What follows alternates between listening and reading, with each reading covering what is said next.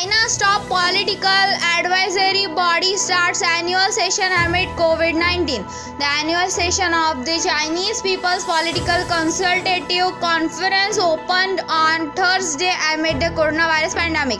The session opened with a minute's silence for the victims of coronavirus. The session was attended by 2,057 delegates from across China. Originally scheduled for March, the session was delayed due to the pandemic that has infected over 84,063 people in China. Japan lifts COVID-19 states of emergency for 3 prefectures. Japan's Prime Minister Shinzo Abe lifted the state of emergency in the western Japanese prefecture of Osaka, Kyoto, and Hyogo.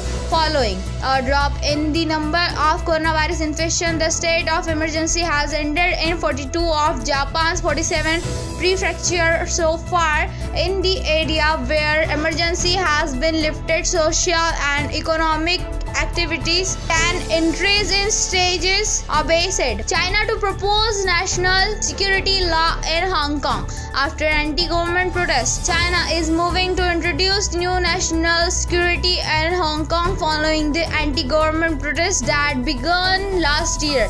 The law is expected to prohibit treason, secession, sedition, and subversion of the Chinese government. Hong Kong is a part of China but guaranteed a level of autonomy under the one country, two system model.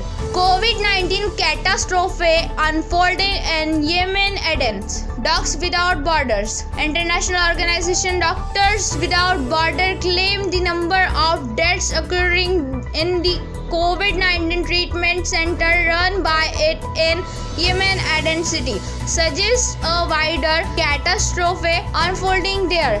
The center admitted 173 patients in just over 2 weeks, at least 68 of whom died, it said. The cases at the center are the tip of the iceberg, it added.